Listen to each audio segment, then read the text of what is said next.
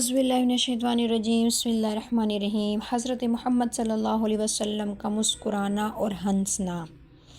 حضرت عائشہ رضی اللہ تعالیٰ عنہ کی روایت میں آتا ہے کہ میں نے کبھی حضور علیہ السلام کو زور سے اتنا ہنستے ہوئے نہیں دیکھا کہ آپ صلی اللہ علیہ وسلم کے جبڑے اور کوا نظر آنے لگے۔ آپ صلی اللہ علیہ وسلم تو بس مسکرایا کرتے تھے، اور میں نے کسی کو حضور صلی اللہ علیہ وسلم سے زیادہ مسکرانے والا نہیں دیکھا۔ حضرت عبداللہ بن حارث رضی اللہ عنہ کی روایت میں ہے کہ حضور علیہ السلام کا ہنسنا مسکرانا ہی ہوتا تھا۔ حضرت سماق بن حرب رحمہ اللہ تعالیٰ کہتے ہیں، میں نے حضرت جابر بن سمرہ سے پوچھا، کیا حضور علیہ السلام کی مجلس میں بیٹھا کرتے تھے؟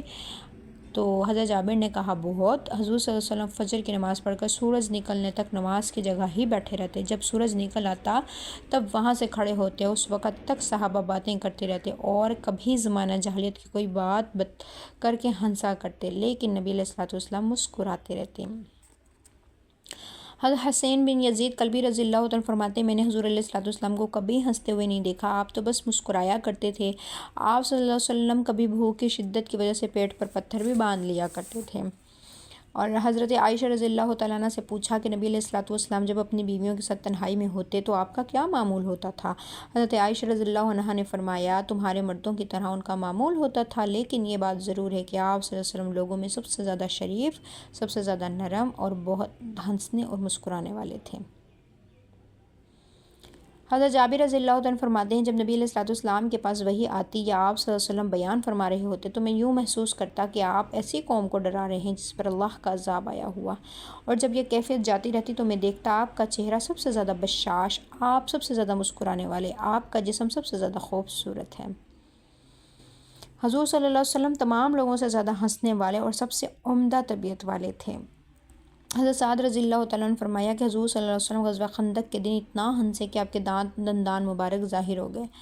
حضرت عامر کہتے ہیں، میں نے پوچھا کس بات پر ہنسے؟ تو حضرت سعد رضی اللہ عنہ نے کہا کہ ایک کافر ڈھال لیے ہوئے تھا اور میں وہ بڑا ماہر تیر انداز تھا، لیکن وہ اپنی ڈھال کو ادھر ادھر کر لیتا تھا، جس کی وجہ سے اپنی پیشانی کا وہ بچاؤ کر لیتا تھا، گویا مقابلے میں حضرت سعد کا تیر لگنے نہیں دیتا تھا، حالانکہ یہ بہت مشہور تیر انداز تھے۔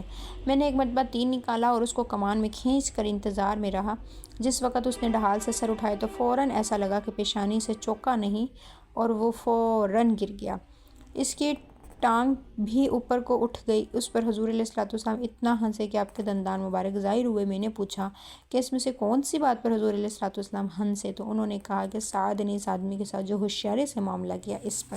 حضرت ابو ہریرہ رضی اللہ عنہ فرمایا کرتے ہیں کہ ایک صحابی نے حضور صلی اللہ علیہ وسلم کی خدمت میں حاضر ہو کر عرض کیا، یا رسول اللہ، میں ہلاک ہو گیا تو میں رمضان میں اپنی بیوی سے صحبت کر بیٹھا، مطلب روزے کی حالت میں، تو حضور علیہ السلام نے فرمایا، کفارے میں ایک غلام آزاد کرو۔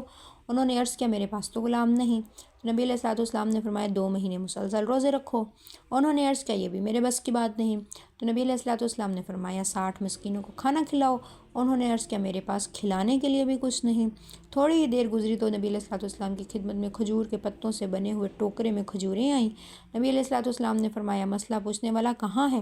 وہ آئے تو نبی علیہ السلام نے فرمایا، لو یہ کھجوریں صدقہ کر دو۔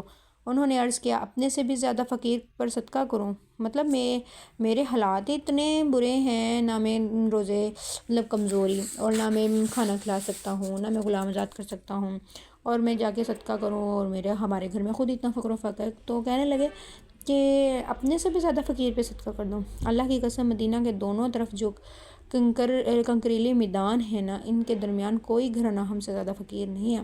اس پر حضور علیہ السلام اتنا ہنسے کہ آپ کے دندان مبارک ظاہر ہوئے۔ آپ نے فرمایا، اچھا جب تم اتنے ہی ضرورت مند ہو تو پھر تم ہی اسے اپنے گھر والوں پہ خرچ کر لو، بعد میں کفارہ دے دینا۔